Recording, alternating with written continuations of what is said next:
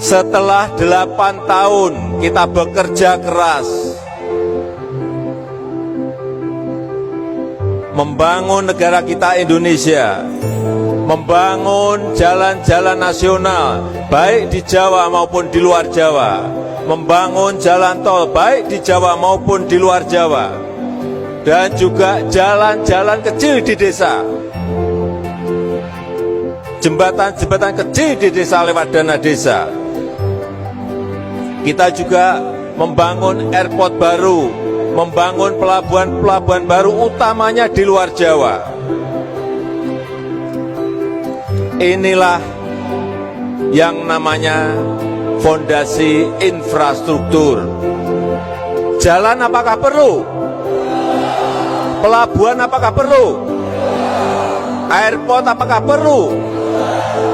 Semua itu diperlukan. Di Jawa maupun di luar Jawa sangat-sangat diperlukan, karena itu menjadi sebuah fondasi kita untuk bersaing dengan negara-negara lain. Tidak mungkin kita bersaing dengan negara-negara lain kalau jalannya becek. Benar? Tidak mungkin kita bisa bersaing dengan negara lain kalau kita tidak punya airport di provinsi-provinsi yang kita miliki. Benar? Dan dengan infrastruktur itulah rakyat diberikan kemudahan untuk membawa produk-produknya. Petani bisa membawa padinya dari desa ke kota.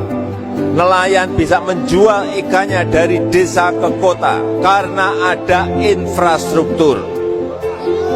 Setuju enggak?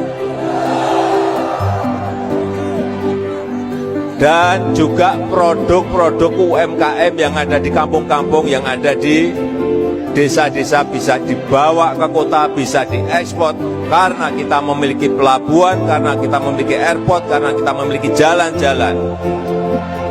Dan kita tahu jalan tol di Pulau Jawa sudah menyambung dari barat sampai ke timur. Kurang sedikit saja di Banyuwangi. Nanti tahun ini insya Allah tahun 2023 insya Allah akan dikejar untuk segera diselesaikan. Siapa yang rumahnya Palembang atau Lampung? Coba dulu sebelum ada jalan tol dari Lampung ke Palembang berapa jam? Berapa jam? Sekarang berapa jam?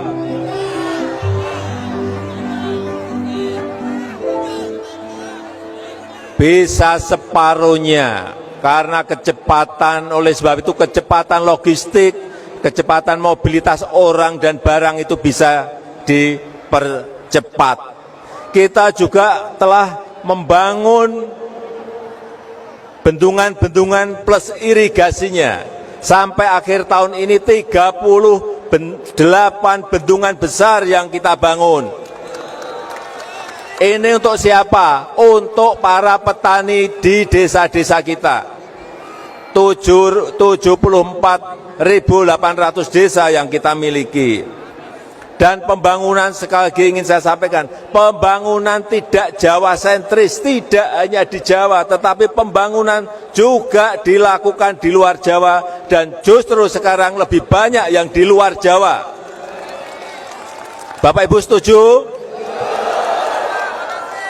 Karena kita ini memiliki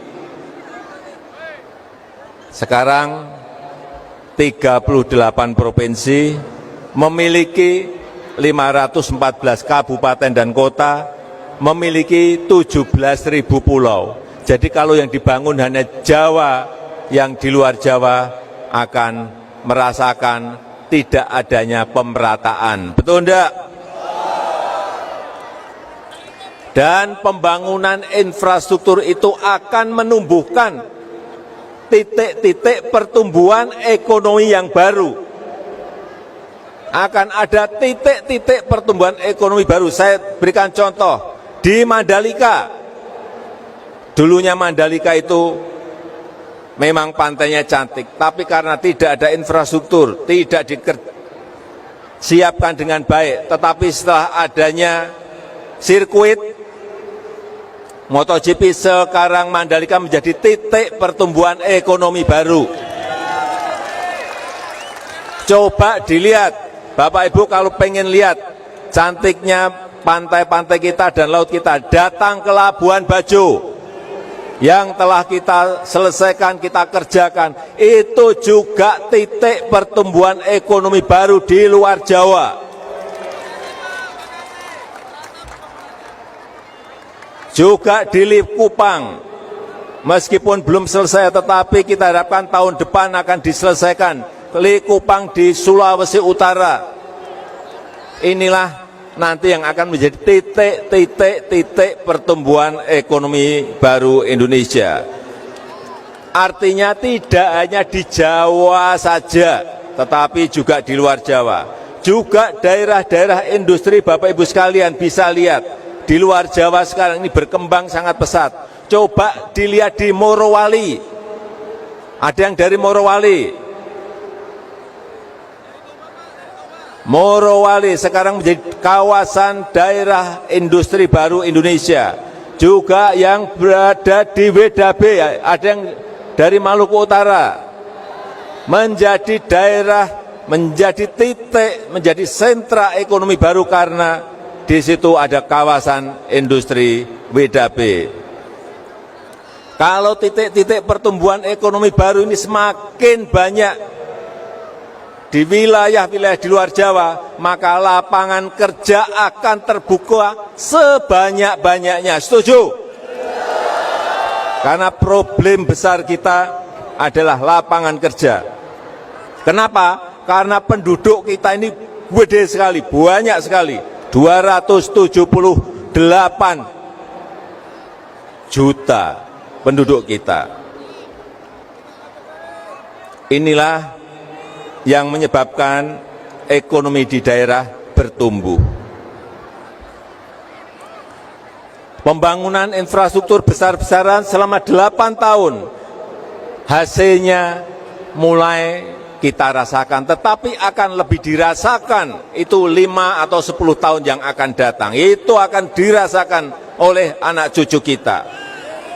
Inilah yang kita siapkan mulai dari sekarang. Fondasi penting bagi membangun negara kita menjadi negara maju. Sekarang kelihatan. Di negara-negara lain sekarang sulit semuanya. Dunia sekarang ini sangat sulit semuanya. Harga-harga semuanya naik sampai 2 kali lipat, 50%. Tetapi di negara kita bisa kita kendalikan dengan baik.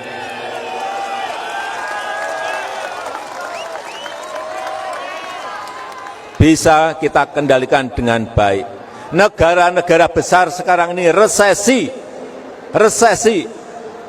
Negara kita masih bisa tumbuh 5,72% di kuartal ketiga.